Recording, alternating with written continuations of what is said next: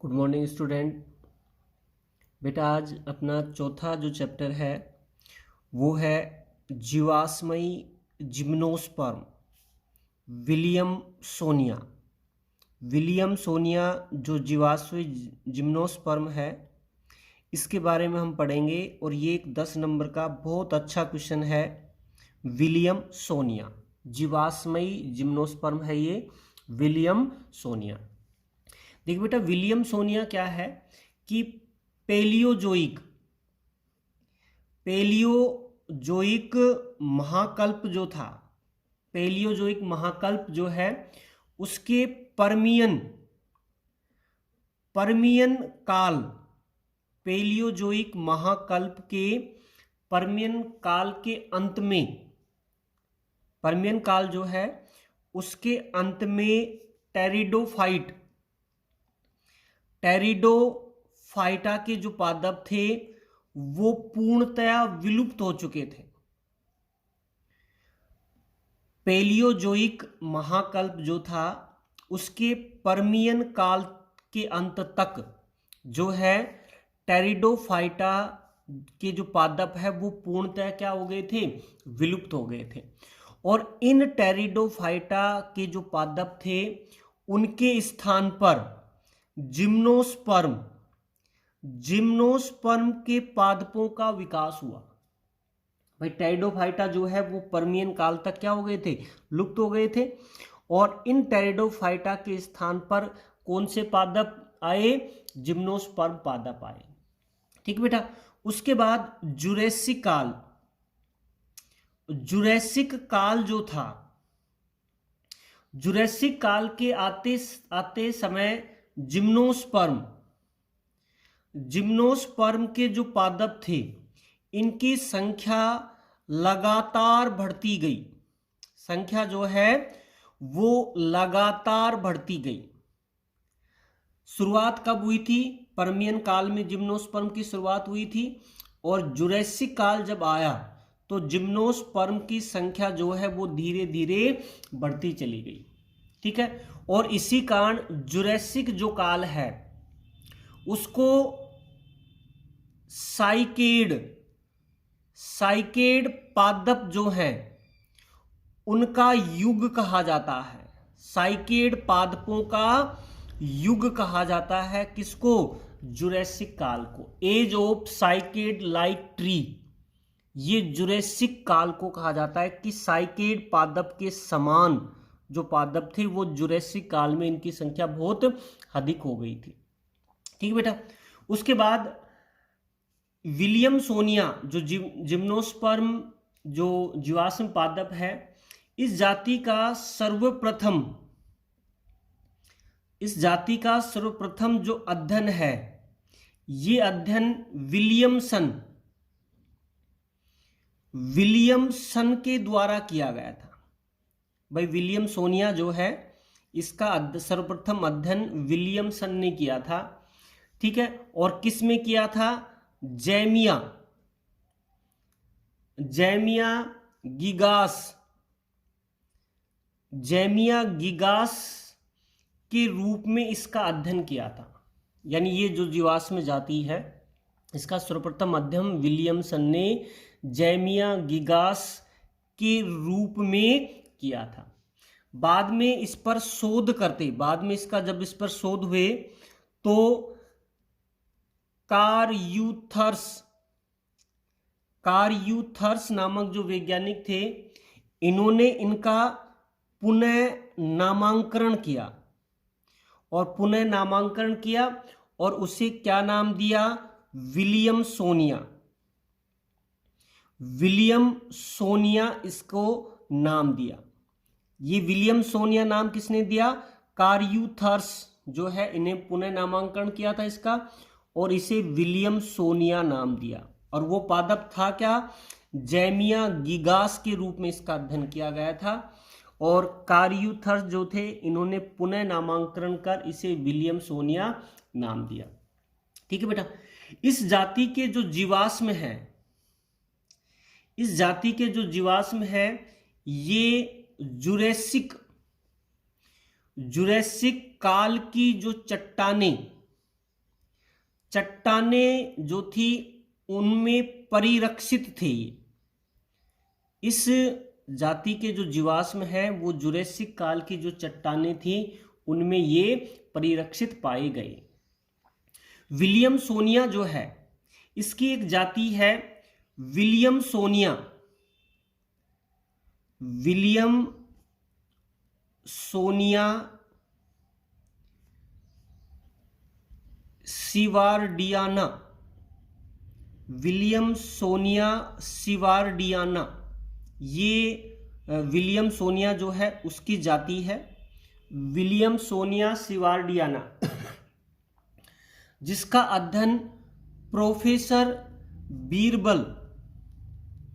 बीरबल साहनी ने किया था।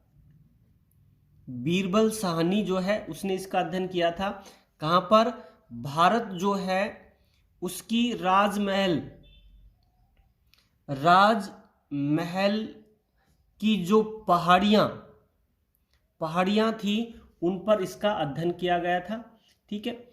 और प्रोफेसर बीरबल साहनी जो हैं इन्हें भारतीय जीवाश्म विज्ञान के जनक भी कहा जाता है। प्रोफेसर बीरबल साहनी भारतीय जीवाश्म विज्ञान के जनक हैं ये। और इन्होंने कौन सी जाति का अध्ययन किया था? विलियमसोनिया सिवार्डियाना, जिन्हें भारत की राजमहल की पहाड़ियों से इसके जीवाश्म प्राप्त किए गए थे। ठीक है बेटा। अब उसके बाद ये जो जीवाश्म पादप है इसकी आकारिकी की बात करते हैं हम। इसकी आकारिकी मॉर्फोलॉजी कैसी है, जिसमें हम सबसे पहले लेते हैं इसका स्टेम। इसका तना कैसा होता था?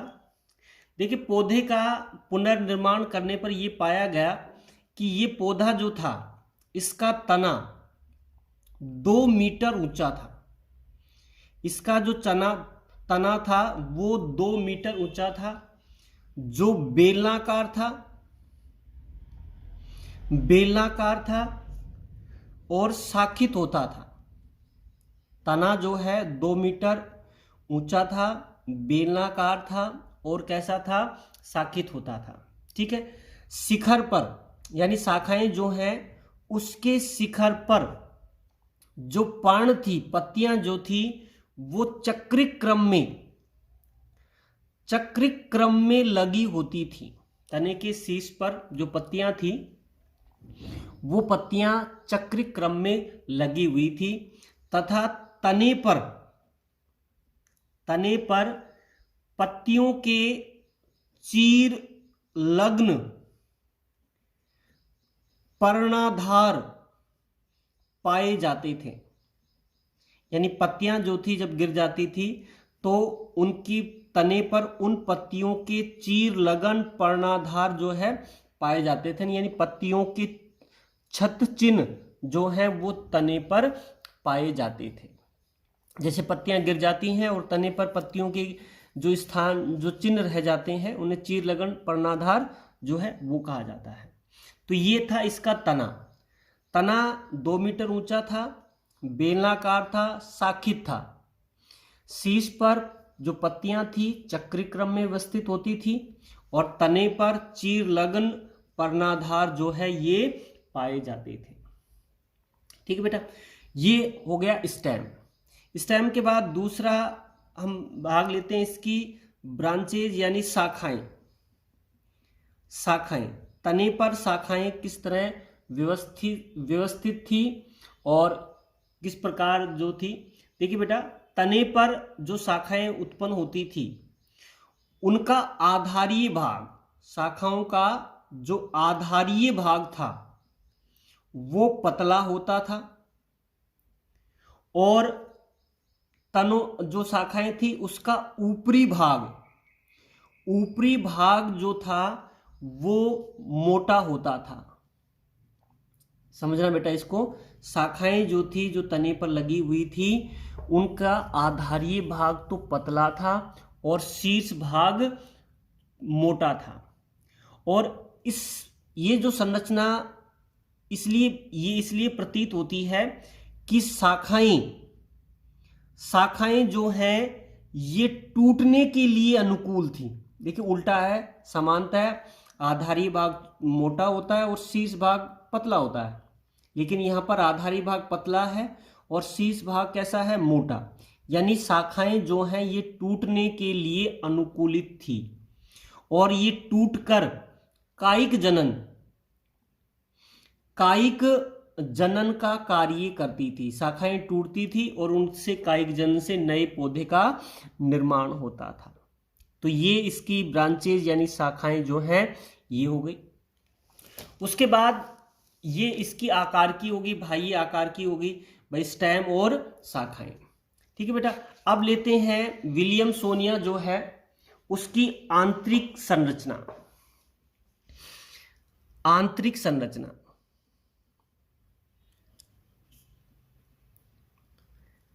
विलियमसोनिया जो पादप है उसकी आंतरिक संरचना कैसी है वो पढ़ेंगे इस बार।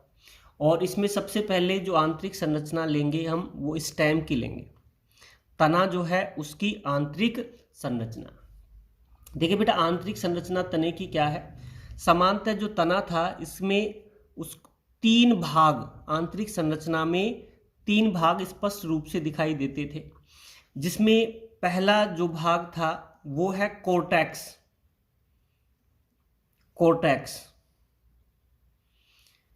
वलकुट। देखिए वलकुट जो है ये बहुपर्तीय था, अनेक परतों से बना हुआ था और इसकी जो कोशिकाएं थी ये मृदुतकी कोशिकाएं इसमें पाई जाती थी। और इस कोर्टेक्स में कुछ कोशिकाएं जो थी वो स्रावी कोशिकाएं भी उपस्थित थी जो विभिन्न प्रकार के पदार्थों का स्राव करती थी। और ये कोर्टेक्स भाग में स्रावी कोशिकाएं जो थी ये कोर्टेक्स भाग में असमान रूप से बिखरी हुई पाई जाती थी, असमान रूप से बिखरी हुई होती थी।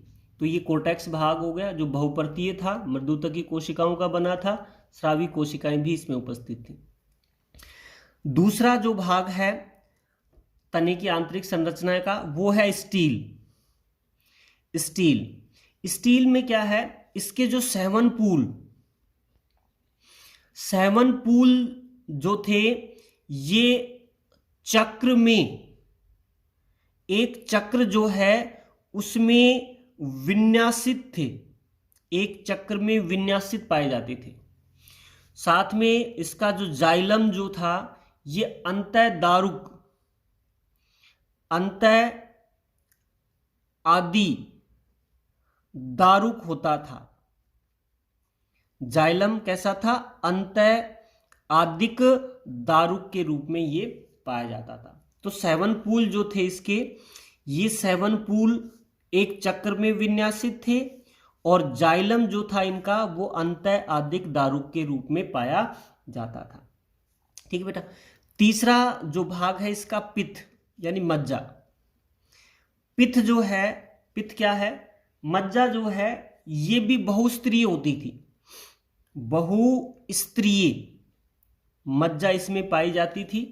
और मज्जा की जो कोशिकाएं थी ये भी मृदुतकी प्रकार की कोशिकाएं होती थी और लगभग 1 सेंटीमीटर व्यास का क्षेत्र होता था। ये 1 सेंटीमीटर व्यास का क्षेत्र था पित्त, जो बहुस्तरीय था और मृदुतकी कोशिकाओं का बना हुआ था।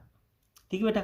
तो ये पार्ट हो गया इसकी आंतरिक संरचना, हो गई इसकी स्टेम की।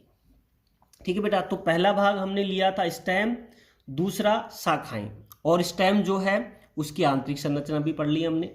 उसके बाद अब तीसरी जो संरचना आती है नंबर 3 पर, भाई पहली तना, फिर दूसरी शाखाएं, फिर तने की आंतरिक संरचना होगी, फिर तीसरी जो है वो है इसकी पर्ण, लीव्स यानी पत्तियां। देखिए विलियमसोनिया जो है उसकी पर्ण जो है उसका अध्ययन निम्न कूट वंशों के अंतर्गत किया जाता है। निम्न कूट वंश हैं जिनके अंतर्गत इनका अध्ययन किया जाता है पर्ण का। ठीक है बेटा। जिसमें हम पहला कूट वंश लेते हैं, वो है टाइलोफिलम। टाइलोफिलम, ये पहला कूट वंश है इसका, टाइलोफिलम। देखिए बेटा, टाइलोफिलम जो है, इस प्रकार की जो पत्तियां होती थी, इनमें जो मध्य सिरा होती थी, मध्य सिरा जो होती थी इनकी, ये मध्य सिरा जो है आधारीय भाग से लेकर शीर्ष तक होती थी। ठीक है, इनका आधारीय भाग चौड़ा था। ये जो पत्तियां थी, इनका आधारीय भाग कैसा था? चौड़ा होता था, तथा ये पृष्ठ भाग से पूरी तरह से ढकी रहती थी। पृष्ठ भाग में पूरी तरह से क्या रहती थी? ढकी रहती थी। तो देखो बेटा, इस वंश की जैसे पत्तियों की अगर हम संरचना बनाएं, तो ये है इसका मुख्य अक्ष हो गया, और यहां से ये पर्ण है,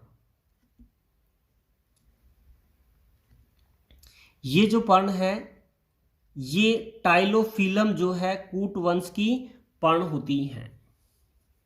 ठीक बेटा, तो ये पत्तियां जो हैं, इनमें मध्य सिरा आधारीय भाग से लेकर शीर्ष तक होती थी, और इनका जो आधारीय भाग था वो कैसा होता था? चौड़ा होता था, और पृष्ठ भाग को पूरी तरह से ये ढकी रहती थी। ठीक है बेटा, दूसरा जो कूट वंश लेते हैं इसका, वो है टेरोफिलम। टेरोफिलम, देखिए बेटा, टेरोफिलम में जो पर्णक होता है, इनका जो पर्णक था वो टेरोफिलम के समान ही पाए जाते थे, लेकिन ये पार्श्वीय होते थे। इनका जो पर्णक था वो टाइलोफिलम के समान ही था, लेकिन ये कैसे होते थे? पार्श्वीय होते थे। ये कैसे होते थे? पार्श्वीय होते थे। ठीक है बेटा, बस इतना ही है इसमें। तीसरा जो इसका कूट वंश है वो है ओटोजेमाइटिस।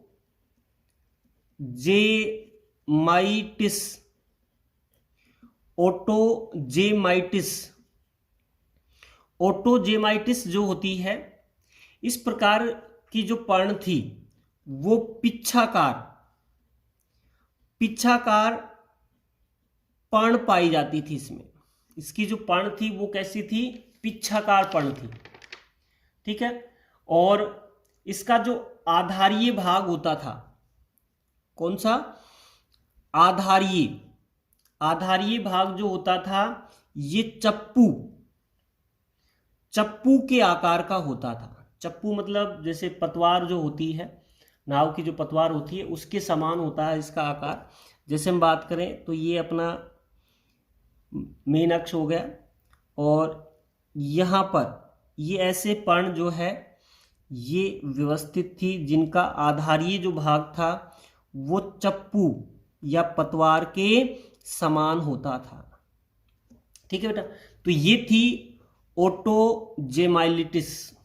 ठीक है बेटा, और नंबर 4 जो है उस पर आती है डिक्टियोजेमाइटिस जो है, इसकी संरचना बिल्कुल ओक्टोजेमाइटिस जो है उसके समान ही होती थी, लेकिन इसमें सिराएं, अंतर सिर्फ क्या है? इसकी जो सिराएं जो हैं ये आपस में जुड़ी हुई होती थी।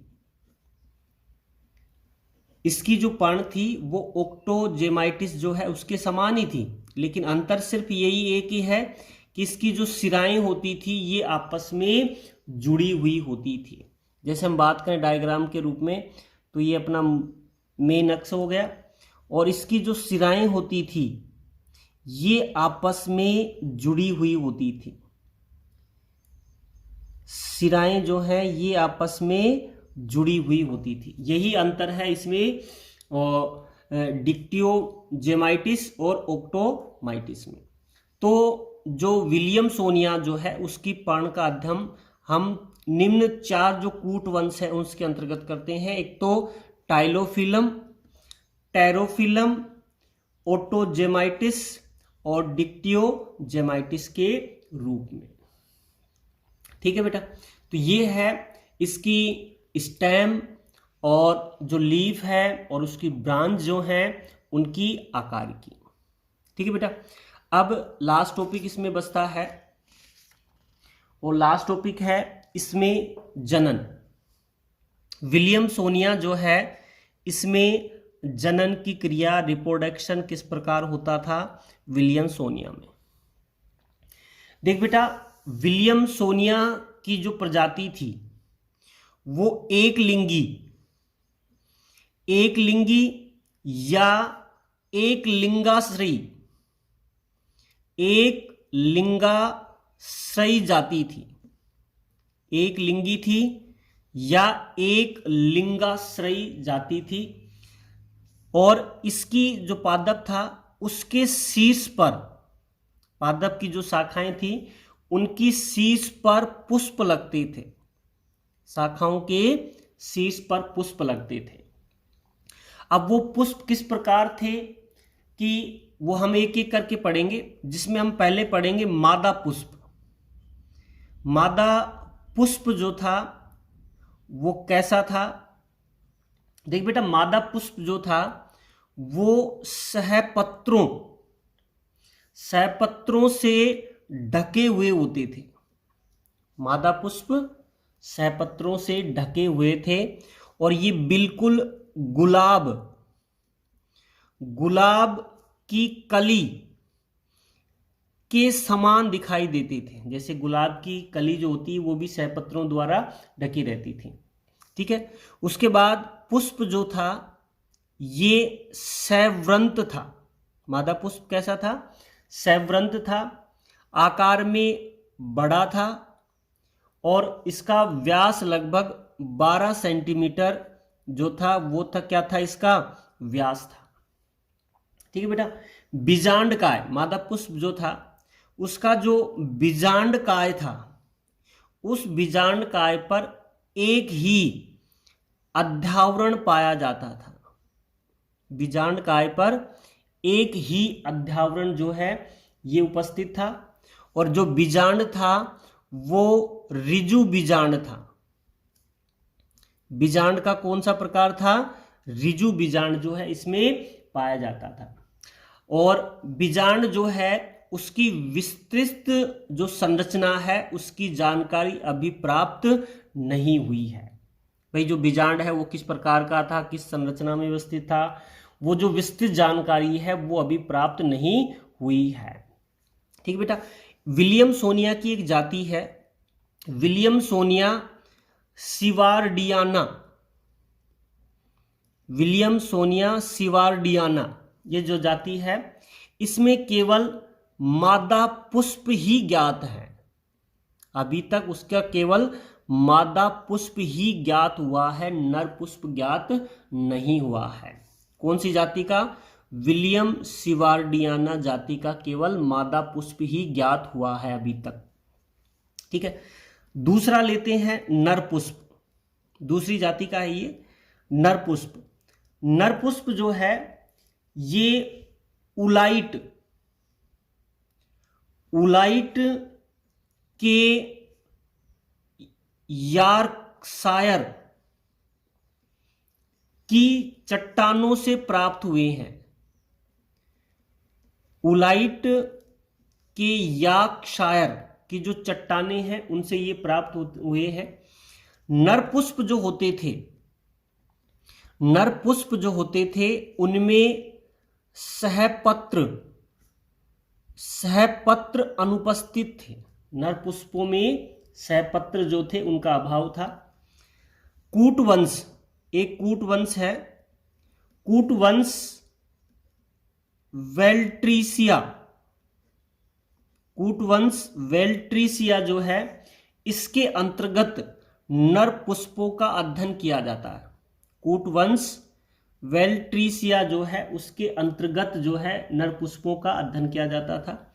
और नर पुष्प जो थे ये घंटाकार थे।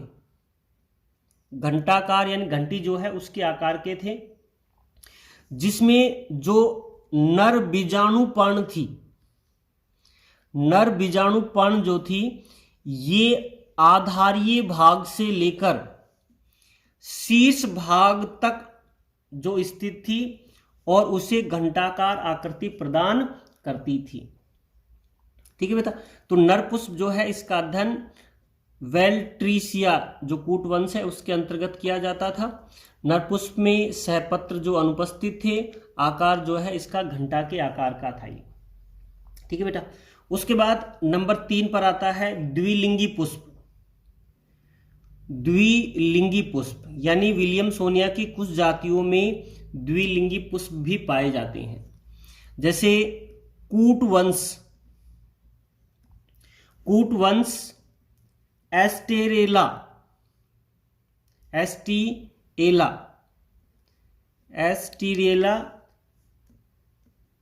लैंगराई, एस्टेरिएला लैंगराई के अंतर्गत द्विलिंगी पुष्प जो है उनका अध्ययन किया जाता है। और ये जो पुष्प हैं इनका अध्ययन क्रोसल नामक जो वैज्ञानिक थे उन्होंने इनका अध्ययन ऑस्ट्रिया में किया था। ऑस्ट्रिया जो है उसमें इसका अध्ययन किया था और उनका ये मानना था कि ये पुष्प जो है ये ट्राइसिक काल जो है उसमें पाए जाते थे। द्विलिंगी जो पुष्प है इसका अध्ययन कूट वंश एस्टेरिएला लैंगराई के अंतर्गत किया जाता है, जिसका अध्ययन क्रोसल ने ऑस्ट्रिया में किया था और ये बताया कि ये ट्राइसिक काल में पाए जाते थे। ठीक है बेटा। इनकी अगर संरचना की बात करें तो इनकी जो संरचना थी, संरचना में जो लघु बीजाणु पर्ण है ये जायांग के आधारीय भाग पर स्थित होती थी। लघु बीजाणु पर्ण जो वास्तव में नरपुष्प के लक्षण हैं ये, तो लघु बीजाणु पर्ण जो है ये जायांग के आधारीय भाग पर स्थित थी। तो ये 3 प्रकार के पुष्प हो गए, मादा पुष्प, नर पुष्प और द्विलिंगी पुष्प। इन पुष्पों के बारे में विस्तृत जानकारी अभी तक प्राप्त नहीं हुई है, तो इसमें आधा अधूरा जो ज्ञान है वही है बेटा इसमें जो अभी तक ज्ञात हुआ है। ठीक है। तो मादा पुष्प, नर पुष्प और द्विलिंगी पुष्प। और विलियमसोनिया जो पादप थे इनके बीज हमेशा अनावृत बीज थे। इनके बीज भी कैसे थे? अनावृत बीज थे। ठीक है। तो ये अनावृत बीज इनमें बनते थे ये, और ये है इसमें विलियमसोनिया में प्रजनन की क्रिया, जिसमें मादा पुष्प भी पढ़ा हमने, नर पुष्प भी और द्विलिंगी पुष्प भी। ठीक है बेटा। और ये विलियमसोनिया अपना पूरा हो गया और ये यूनिट जो है ये भी अपनी पूरी हो गई, जिसमें हमने जीवाश्म पढ़े, जीवाश्म के प्रकार, उसकी तकनीक। ठीक है। और उसके बाद जो पृथ्वी के जो महाकल्प जो थे वो बनाए थे वो पढ़े, और ये 4 जीवाश्म जो पादप हैं ये पढ़े, और ये हमने पूरा अपना कंप्लीट यूनिट हो गई ये। और आज ही अपना पूरा जो सिलेबस है 2 यूनिट जो हैं ये पूरी कंप्लीट हो गई हैं आज। ठीक है बेटा, आज के लिए इतना ही। Thank you.